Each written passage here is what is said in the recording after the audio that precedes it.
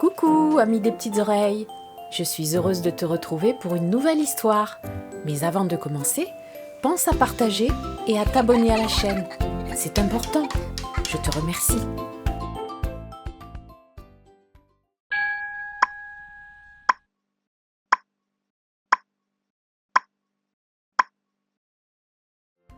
Le gâteau d'anniversaire.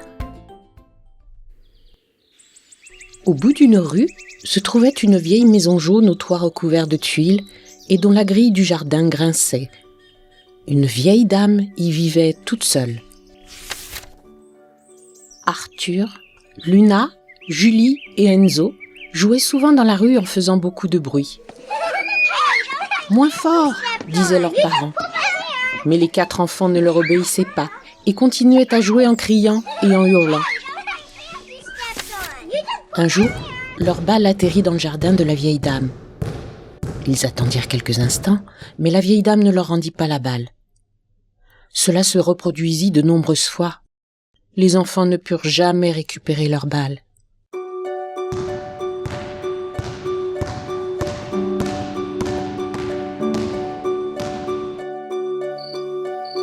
Un soir, ils escaladèrent le mur pour essayer de récupérer leur balle. Soudain, une ombre apparut sur le mur du jardin. Ils levèrent les yeux et découvrirent la vieille dame à la porte de sa maison. « Elle me fait peur !» chuchota Enzo. « Idiot !» murmura Luna. Pas très rassurés par la présence de la vieille dame, les enfants se sauvèrent en courant. À partir de ce jour-là, ils ne jouèrent plus devant chez elle.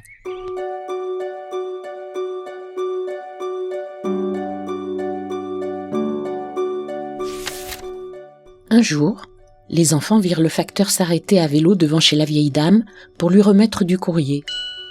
La vieille dame récupéra son courrier, puis rentra chez elle en lui fermant la grille du jardin au nez.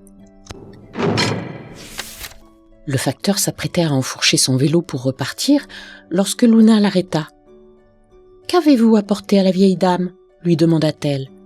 « Une carte d'anniversaire de sa compagnie d'assurance » répondit le facteur en souriant. « Ce sont des amis ?» interrogea Julie. Le facteur fit non de la tête. « Les personnes âgées n'ont pas d'amis qui leur envoient des cartes d'anniversaire ?» demanda Luna. « Mais si, bien sûr. Mais qui voudrait être ami avec cette dame-là ?» fit Enzo. C'était le plus jeune des enfants, et il avait peur d'un tas de choses. « Peut-être que personne ne lui souhaite jamais son anniversaire ?» indiqua Luna. « Elle doit avoir au moins 100 ans. Il n'y a personne du même âge qu'elle pour lui souhaiter, » fit remarquer Enzo. « Nous pourrions lui souhaiter, » proposa Arthur. « Oui, bonne idée. J'aimerais qu'on me souhaite mon anniversaire, même si j'avais 100 ans, dit Julie. « Tu veux vraiment lui souhaiter ? Tu n'as pas peur qu'elle t'avale tout cru ?» plaisanta Enzo. « Non, mais... Et si on... » commença Luna. « Et si on quoi ?» interrogea Arthur. « Et si on lui faisait un gâteau ?» suggéra Luna. Les enfants regardèrent Luna comme si elle venait de dire une bêtise plus grosse qu'elle. Mais qui pourrait refuser de faire un gâteau d'anniversaire ? « On pourrait faire un gâteau en forme de balle ?» demanda Enzo. « Elle saura de qui ça vient comme ça. »« Pas question » répondit Julie en roulant des yeux. Les enfants étaient ravis de faire un gâteau. Ils décidèrent d'aller le faire cuire chez Julie, car sa maman ne rouspétait jamais quand il mettait le bazar dans sa cuisine. Mais ils devaient d'abord réunir assez d'argent pour acheter tous les ingrédients.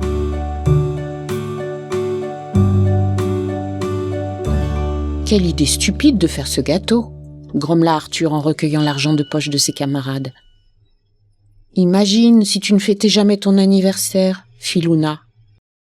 Après avoir acheté tous les ingrédients à l'épicerie, ils choisirent une recette facile à réaliser dans un livre de cuisine.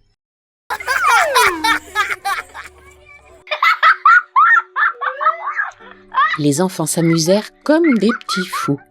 La cuisine fut bientôt pleine de farine et de coquilles d'œufs. « On peut couper le haut du gâteau pour le goûter ?» demanda Enzo. « La vieille dame ne saura pas à quoi il ressemblait avant d'être coupé. » Arthur secoua la tête. Oh allez, fit Julie. Je peux goûter le glaçage au moins, reprit Enzo. Tu auras le droit de lécher le saladier quand nous aurons fini, dit Luna. Les enfants décorèrent le gâteau. On doit vraiment lui apporter ? Demanda Arthur une fois le gâteau terminé.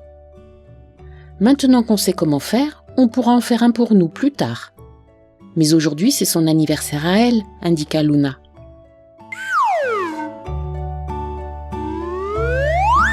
La maman de Julie les aida à mettre le gâteau sur un plateau. Puis ils se rendirent à pied chez la vieille dame. Ils étaient inquiets. Et si la vieille dame jetait le gâteau à la poubelle ? Ils attendirent qu'elle vienne ouvrir la grille de son jardin. Elle apparut enfin et les observa en plissant les yeux. « Qu'est-ce que vous voulez ?» leur demanda-t-elle sèchement.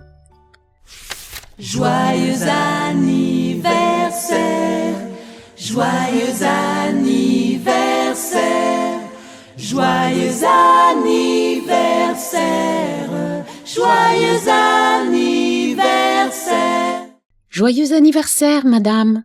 crièrent les enfants. La vieille dame resta silencieuse un long moment.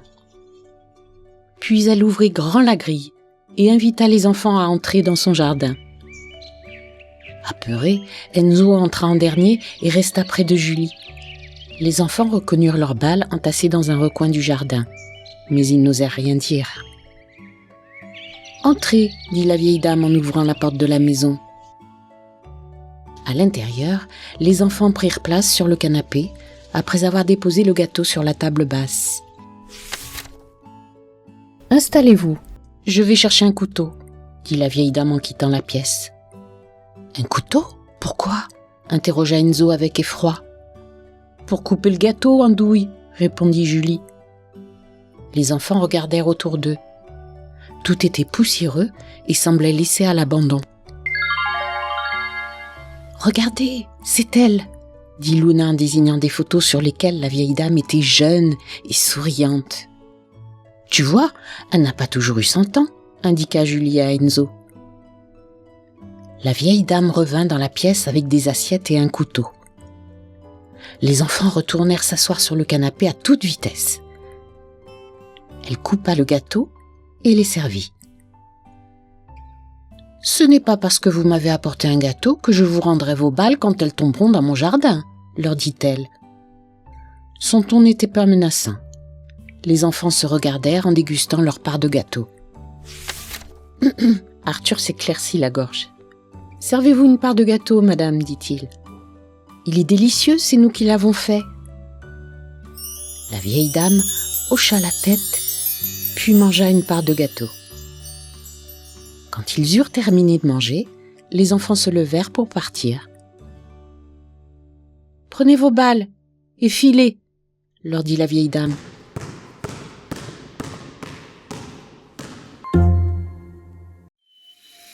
Quelques jours plus tard, une balle tomba dans le jardin de la vieille dame.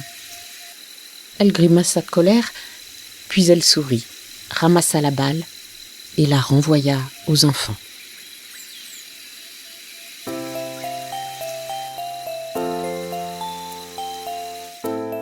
La fraternité.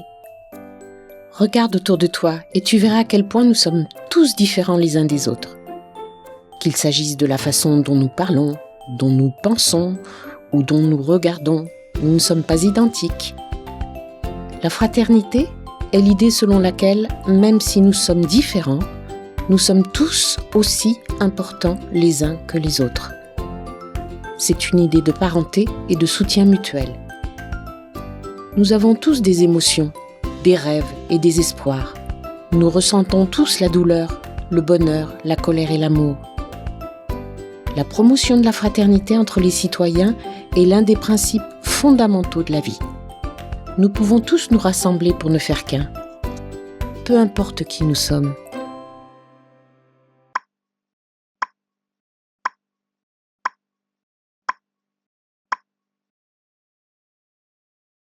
Bibi est coincé dans les temps. Théo est un gentil petit garçon très sage et obéissant, Il adore passer des moments avec sa meilleure amie Lila dès que l'école est finie. Comme ils habitent dans la même résidence, ils se retrouvent souvent dans l'aire de jeu pour faire du vélo, jouer au ballon ou juste pour discuter. Ils se retrouvent aussi très souvent pour promener ensemble Bibi, le petit chien de Théo, et Cookie, celui de Lila. Théo n'a peur de rien, sauf d'une chose, l'eau. Bien sûr, il prend son bain le soir comme tous les enfants, d'abord parce qu'il est nécessaire d'être propre, mais aussi parce qu'il sait qu'il y est en sécurité et qu'il ne court aucun danger. Cependant, plusieurs fois, il a eu très peur, notamment lors d'une baignade à la piscine où un grand lui avait mis la tête sous l'eau, pour rire, soi-disant, ce qui ne l'avait pas du tout fait rire. Et une autre fois, en vacances, au bord de la mer, lorsqu'une énorme vague l'avait surpris et contraint de boire la tasse. Berk! Heureusement que cette année-là, il portait encore les brassards que lui imposait sa maman. Depuis, il a appris à nager. Mais il garde une peur bleue de l'eau et préfère de loin construire des châteaux de sable gigantesques au bord de l'eau plutôt que d'y mettre un pied. Aujourd'hui, pas de piscine ni de mer agitée.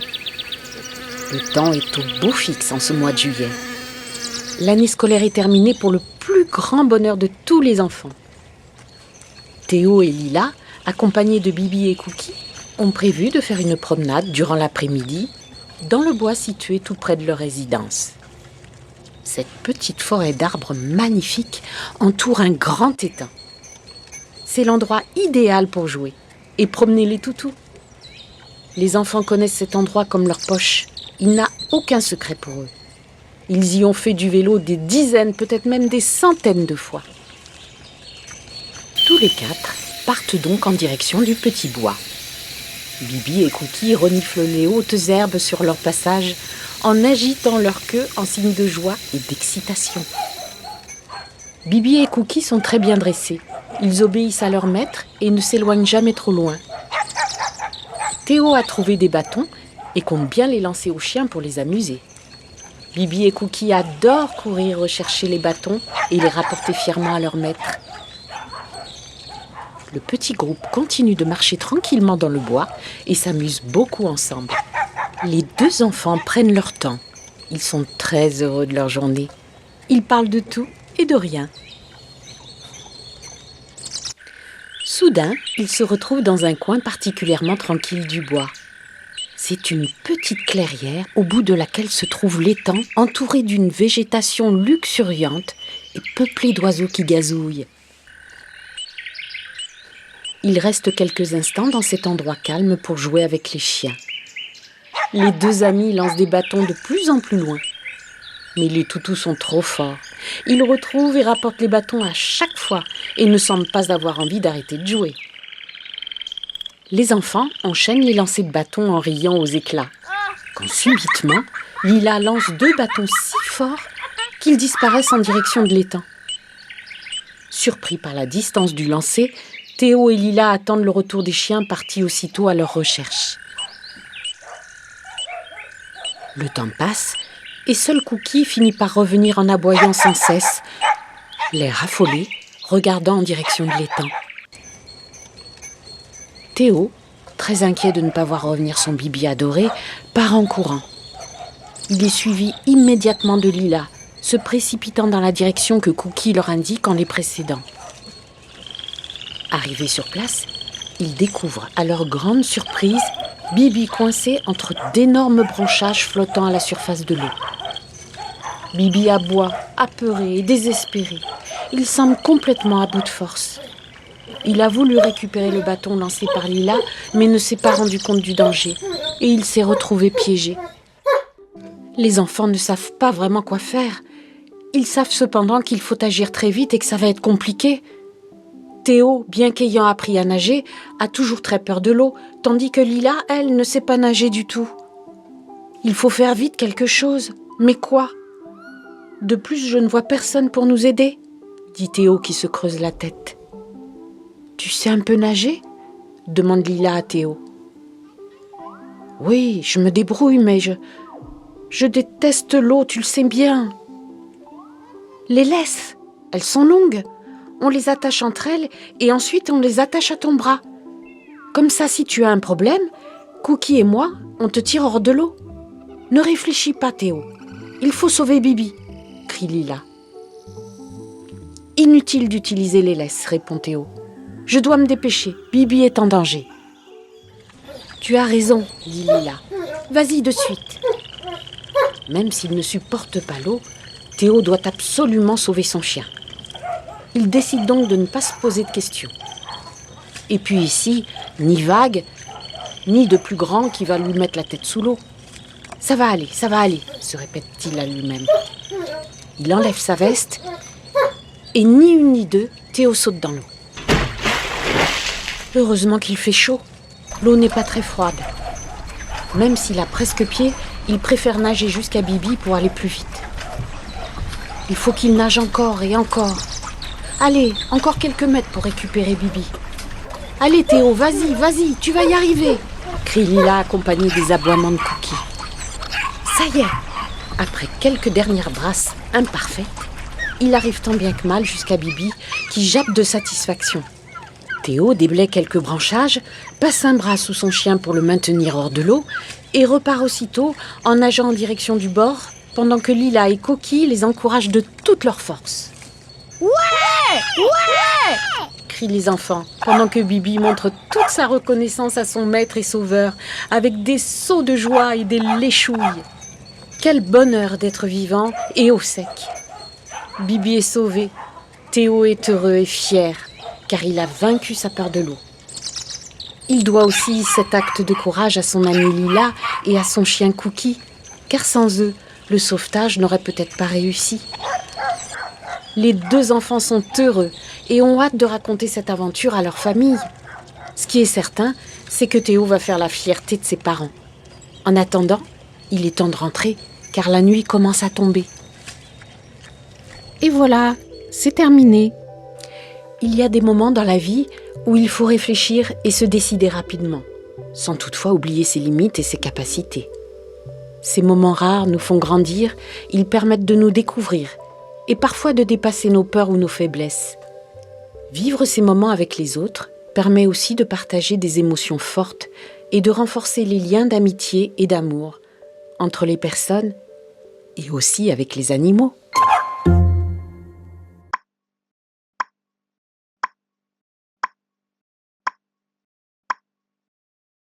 Anna ne s'ennuie jamais. Génial, c'est l'été. Les enfants ne sont pas obligés d'aller à l'école. Ils peuvent faire la grasse matinée tous les jours. C'est le premier jour des vacances. Et Louis voudrait bien jouer avec sa voisine et amie Anna. Anna, tu veux venir jouer avec moi ? Demande Louis. Non, Louis, pas maintenant. Je suis en train de lire, répond Anna. Louis continue de jouer seul, mais il s'impatiente.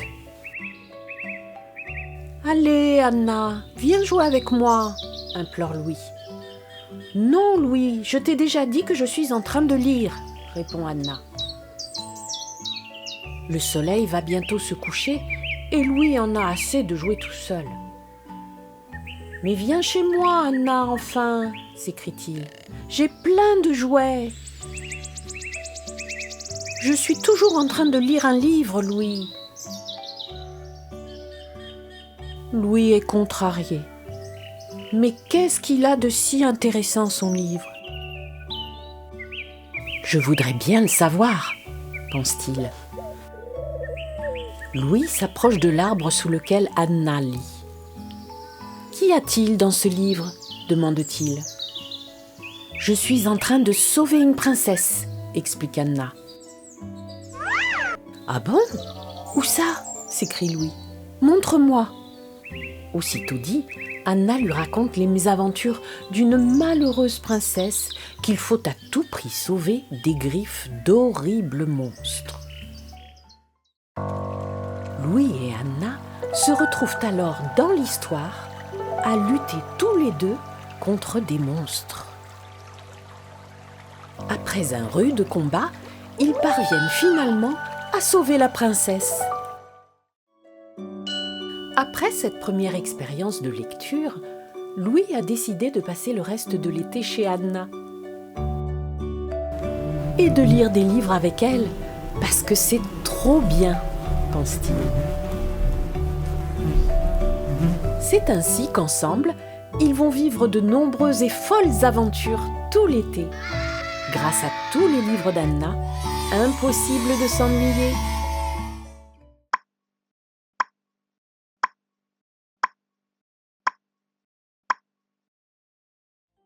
Noisette a peur d'aller à l'école.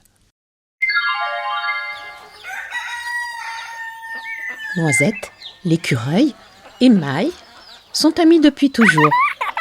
Ils jouent ensemble tous les jours. Ils s'amusent toujours comme des petits fous et font de grandes promenades ensemble. Un soir, bien que Maï connaisse les peurs de son amie Noisette, elle lui demande de l'accompagner à l'école le lendemain.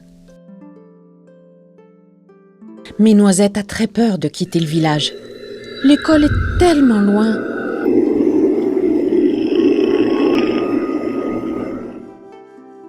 Finalement, Noisette décide d'accompagner Maï, uniquement pour lui faire plaisir. Le lendemain, avant le lever du jour, Maï et Noisette se mettent en route.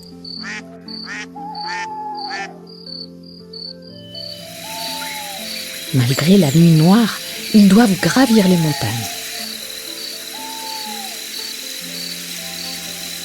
Soudain, Noisette s'écrie terrifiée. Des monstres! Maï éclaire les buissons avec sa lampe de poche. Elle montre à Noisette que les formes monstrueuses sont de simples rochers. Noisette est rassurée.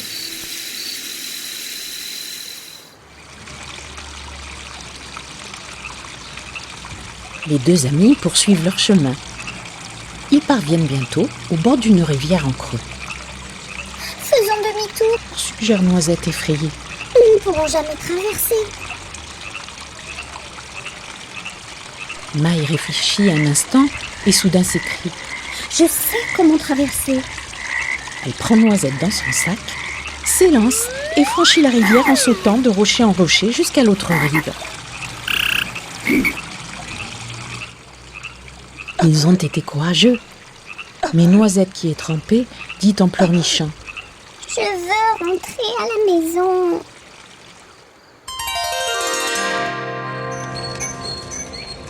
Regarde, le soleil s'est levé. Indique Maï. Tu vas pouvoir te sécher.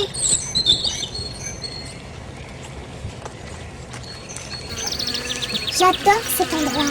S'écrie Noisette. Inutile d'aller à l'école. Laisse-toi jouer ici. Mais aller à l'école est beaucoup plus amusant que de rester dans ce champ. Répond Maï, Allez, viens. dit-elle en prenant Noisette par la main. Hurle Noisette. Je ne veux pas y aller. L'école est encore tellement loin. Ne m'oblige pas à y aller. Dit Noisette en essayant de s'échapper. Regarde, Noisette. Regarde bien. On est arrivé. Noisette n'en revient pas, Tous nos amis sont là. dit Maï. C'est formidable. J'adore. S'exclame Noisette.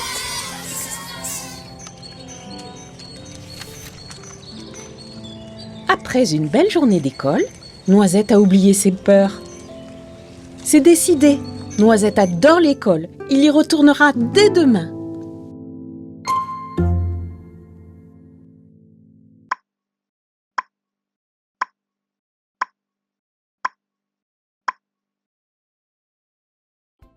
Le fabuleux trésor de Bo.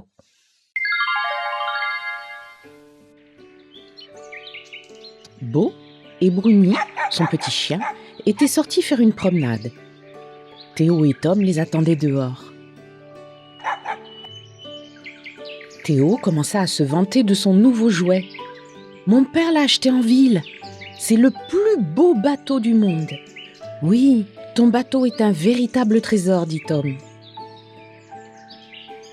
Bof, j'ai plein d'objets bien plus beaux que ça chez moi, » rétorqua Bo en secouant la tête. « Je possède plein de trésors. » Théo et Tom n'étaient pas convaincus. « Montre-les-nous » demandèrent-ils à Bo.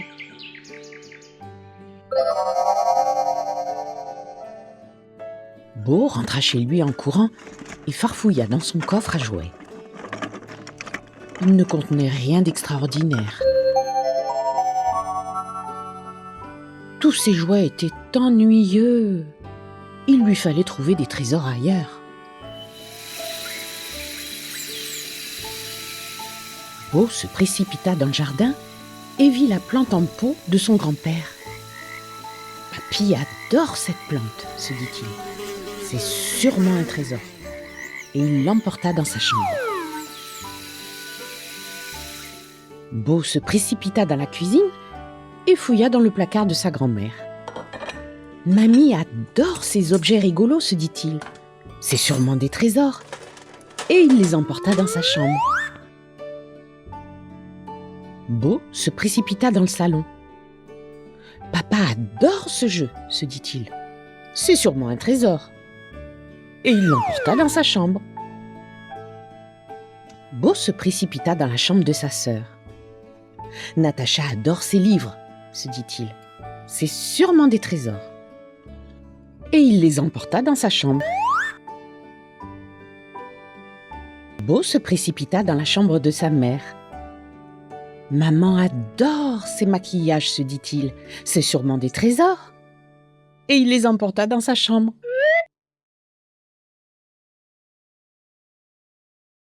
Bo invita Tom et Théo à venir admirer son butin. Mais pendant ce temps, tout le monde dans la maison était en colère. Où étaient donc passées leurs affaires préférées ? Bo et ses amis remirent tous les objets en place. Mais la maman de Bo ne retrouva pas son parfum. La maman de Bo foudroya les 3 amis du regard. S'ils ne retrouvaient pas son flacon de parfum, ils seraient punis tous les 3. Les garçons se mirent à se disputer. « C'est toi qui l'as pris. »« Non, c'est pas moi, c'est toi. »« Mais non, enfin, c'est toi. » Bo finit par reconnaître que tout était de sa faute. Ses amis se sentaient un peu responsables aussi. Ils décidèrent d'aider Bo à chercher le flacon de parfum. Soudain, un aboiement retentit. Aidé de son flair infaillible, Bruni venait de retrouver le flacon de parfum sous le fauteuil. « Grâce à ton chien, nous ne serons pas punis, » dit Tom. « Bruni est un véritable trésor » s'écria Théo. « Bruni est génial, mais mon chien est bien plus génial que lui » ne put s'empêcher d'ajouter Tom. « C'est un immense trésor à lui tout seul. »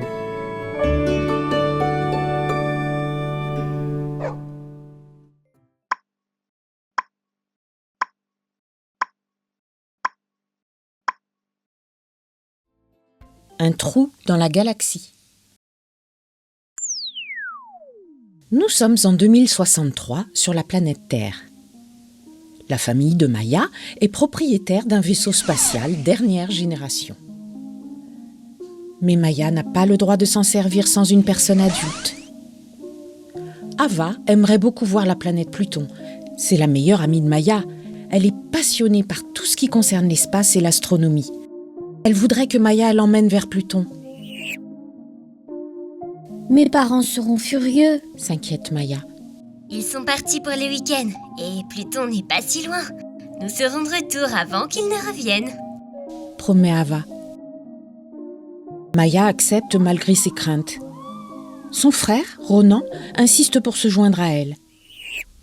Les 3 compagnons s'arrachent à l'atmosphère terrestre par une belle nuit d'été. Ava saute de joie à l'idée de foncer vers l'immensité de l'espace. Ava commence à leur donner des informations sur le système solaire. « Vous saviez qu'un jour le soleil mourra ?» demande-t-elle. « Tu dis des choses bizarres, Ava. Comment le soleil peut-il mourir ?» s'étonne Ronan. « Le soleil perd peu à peu de son énergie. Peut-être qu'il n'existera plus dans 5 milliards d'années. » précise Ava.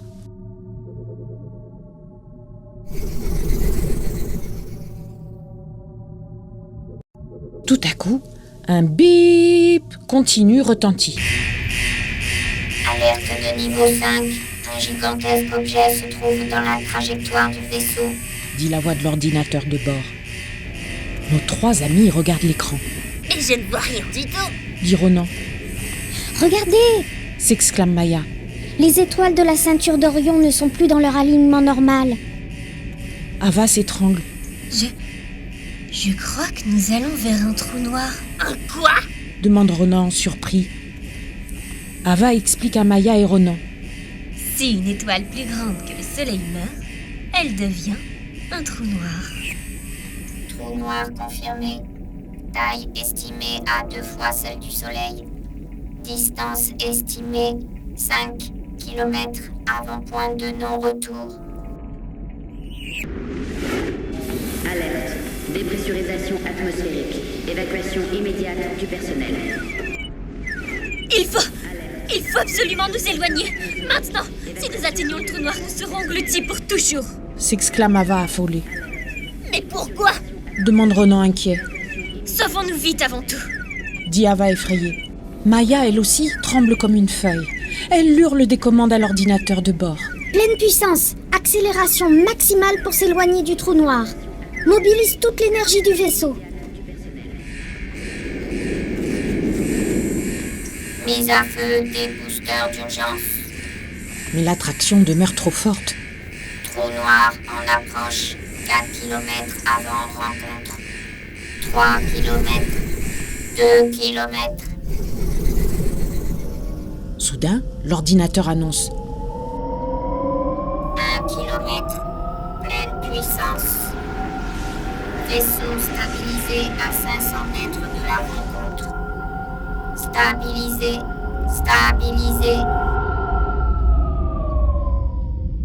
La fusée demeure immobile dans l'espace. Une terrible lutte silencieuse s'engage.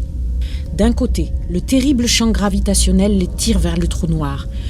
De l'autre, la puissance de la super-fusée de dernière génération. L'ordinateur annonce. Distance 1 km. 2 km. 3 km. Nous nous éloignons du trou noir. Les 3 amis, qui s'étaient cramponnés les uns aux autres, se détendent un peu et, soulagés, reprennent place dans leur siège de pilotage. Tout ce qu'ils désirent, c'est retourner sur Terre. Maya s'assure que le vaisseau spatial suit la bonne trajectoire, puis demande. Ava, qu'est-ce qui s'est passé? Qu'est-ce que c'est au juste un trou noir? Ava prend une grande respiration et explique que lorsqu'une étoile plus grande que le Soleil meurt, elle s'effondre sur elle-même. Elle se réduit jusqu'à devenir un trou dans l'espace. Même le temps se comporte de façon bizarre à l'intérieur et à proximité d'un trou noir. Il s'écoule à cet endroit à un rythme différent de ce que nous connaissons sur Terre. Dit-elle. Mais que se passe-t-il si un objet comme notre vaisseau spatial tombe dans un trou noir? Demande Ronan. Eh bien, Répond Ava. il est attiré au centre du trou. Et il est si écrasé qu'il disparaît. Ronan s'écrie stupéfait. Vraiment? Maya et lui viennent de comprendre qu'ils ont frôlé la catastrophe. Rien ne peut sortir d'un trou noir? Demande Maya. Ava secoue la tête. Même la lumière ne sort pas d'un trou noir. La rencontre d'un trou noir est le point de non-retour. Tout ce qui tombe dans le trou noir est perdu pour toujours, pour le monde extérieur. Ronan tremble, mais Maya a d'autres questions. Elle veut savoir combien il y a de trous noirs dans l'univers. Personne n'est vraiment sûr. Dit Ava. Mais les scientifiques pensent qu'il y a peut-être un trou noir pour 1000 étoiles dans l'univers. Si c'est vrai, Il y a 1 milliard, 2 milliards de trous noirs au total. Ava explique que certains trous noirs ont une taille équivalente à celle du Soleil. Mais les autres trous noirs sont beaucoup plus grands. Il y a un énorme trou noir en plein milieu de notre galaxie. Dit-elle. Renan et Maya ont l'air nerveux. Ava leur assure que c'est très très loin, à environ 30 millions de milliards de kilomètres. La fusée fonce vers la planète Terre, J'ai hâte de retourner à la maison. dit Renan, On arrive bientôt, j'espère. le rassure Maya. Tout le monde est soulagé quand l'ordinateur de bord annonce « Atterrissage imminent. Bienvenue sur Terre. »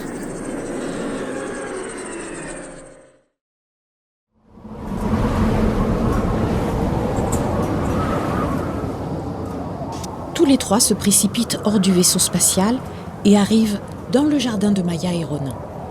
Ils sont stupéfaits par les vents froids qui les frappent au visage.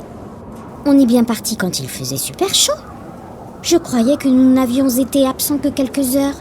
S'interroge Maya, Maya? Renan? C'est l'hiver? dit Ava. Maya termine la pensée d'Ava. Le temps passe à un rythme différent près du trou noir.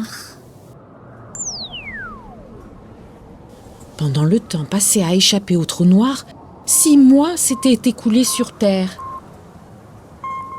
Les parents de Maya et Renan sont revenus de leur week-end il y a déjà plusieurs mois. Terriblement inquiets et désespérés durant tout ce temps, ils sont aujourd'hui heureux et soulagés de retrouver les enfants. Mais à n'en pas douter, nos 3 amis vont devoir expliquer pourquoi ils ont décidé de désobéir.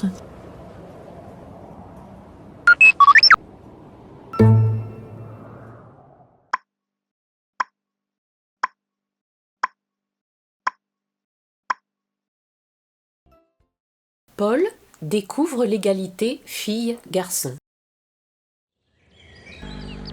Quelque part, dans un joli petit village de France, par un beau matin ensoleillé.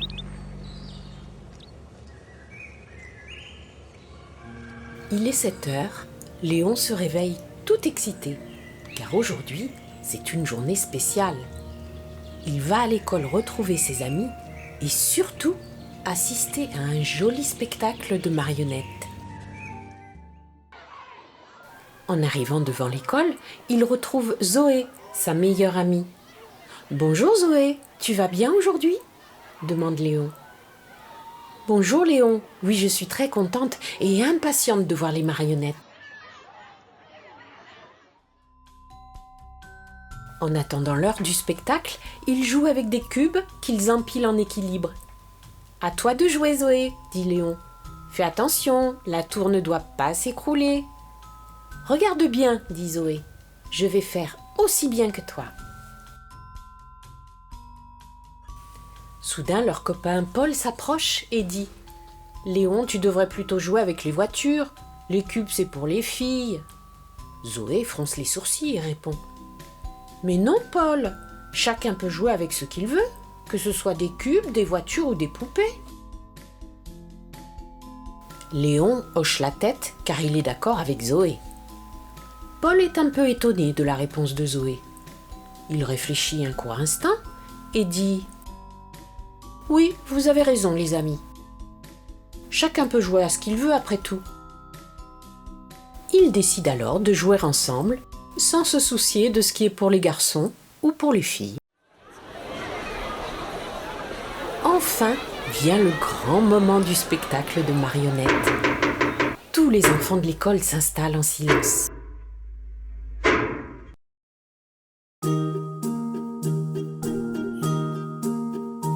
Le spectacle commence.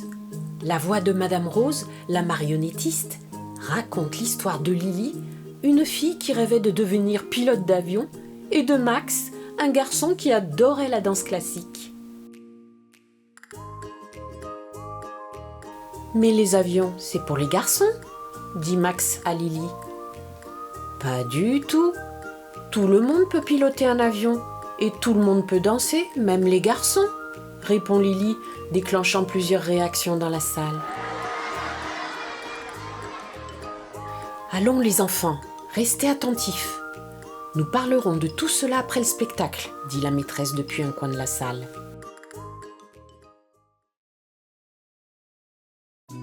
Comme prévu, après le spectacle, la maîtresse réunit les enfants autour d'elle et leur dit « Vous l'avez compris les enfants, vous êtes tous égaux.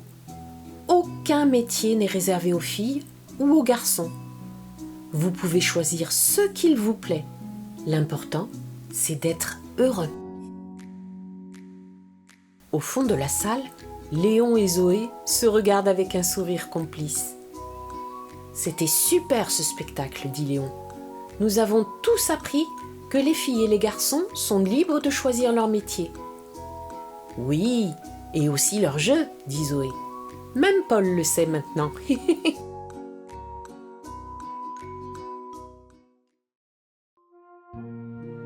Sur le chemin du retour de l'école, Léon serre la main de Zoé et lui dit « Zoé, demain, on jouera avec les voitures et les poupées. Et on fera aussi une course d'avion. » Zoé éclate de rire et répond « Oui, Léon, et on dansera aussi, comme Max, la marionnette. »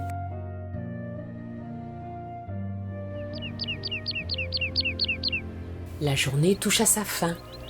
Paul, Léon, Zoé et leurs amis ont vécu une expérience extraordinaire. Ils ont découvert et compris le sens du mot égalité, fille, garçon.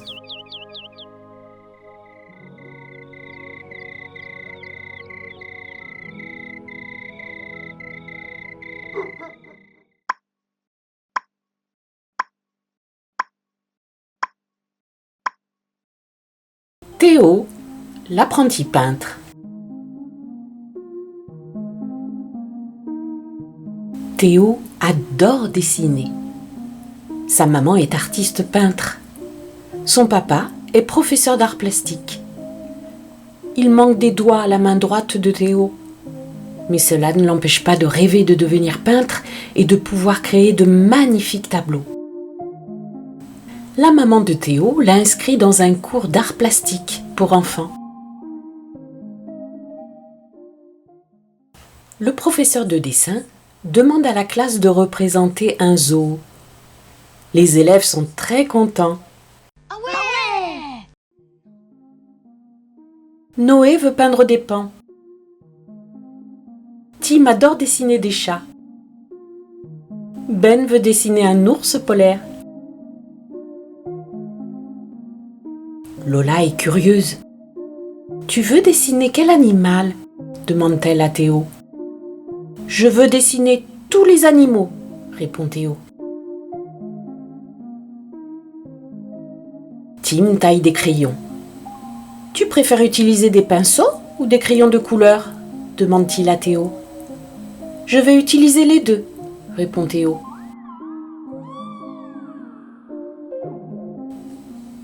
Luna sort la boîte de couleurs. « Tu vas dessiner avec la main gauche ?» demande-t-elle à Théo. « Je vais essayer de dessiner avec mes deux mains » répond Théo sur un ton embarrassé.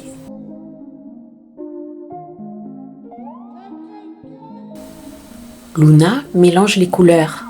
« Quelle couleur vas-tu utiliser ?» demande-t-elle. « Je vais les utiliser toutes » répond joyeusement Théo. Mais Théo ne peut pas tenir un pinceau dans la main droite, car il lui manque des doigts. Le pinceau glisse sans arrêt.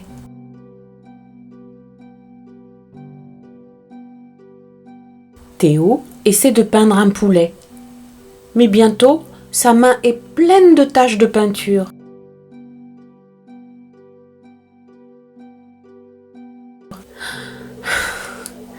Théo a envie de tout laisser tomber. Quand soudain, il aperçoit une forme amusante dans le creux de sa main. Les taches de peinture ressemblent à un poussin. Il lui vient alors une idée. Il se peint la main en marron. « Je vais peindre avec ma main !» dit-il en pouffant de rire. Théo pose sa main sur un coin du papier. Puis il ajoute quelques taches marron en souriant. « Oh, regardez cet adorable chiot !» Théo fait 2 autres marques jaunes sur le papier avec sa main et son bras. Puis il ajoute des points orange dessus. Regardez, c'est une girafe. Ensuite, Théo met de la peinture marron sur son pied et marche sur le papier.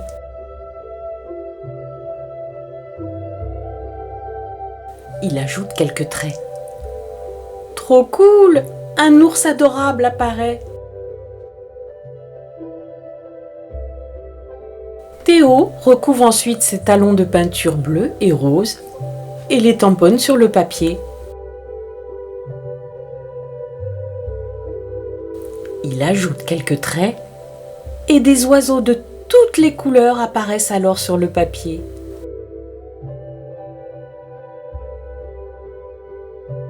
Le petit train qui fait le tour du zoo a disparu, dit Théo. Quelqu'un veut le peindre avec moi ? Les enfants ont peint tous ensemble un tableau magnifique.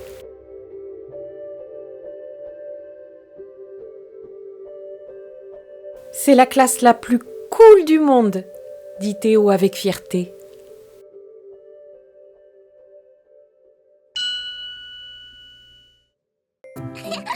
Et voilà, c'est terminé. Je vous souhaite une bonne nuit, amis des petites oreilles. Pour être certain de ne manquer aucune de nos prochaines histoires sonores, les adultes qui t'accompagnent doivent s'abonner à la chaîne et s'ils ajoutent un pouce vers le haut et partagent cette histoire, cela nous fera très plaisir. Et surtout, ça nous encouragera à réaliser d'autres vidéos. Si tu le désires, et si tu n'es pas fatigué, je t'invite à écouter une autre histoire. Sinon, je te dis à bientôt sur la chaîne. Au revoir, amis des petites oreilles.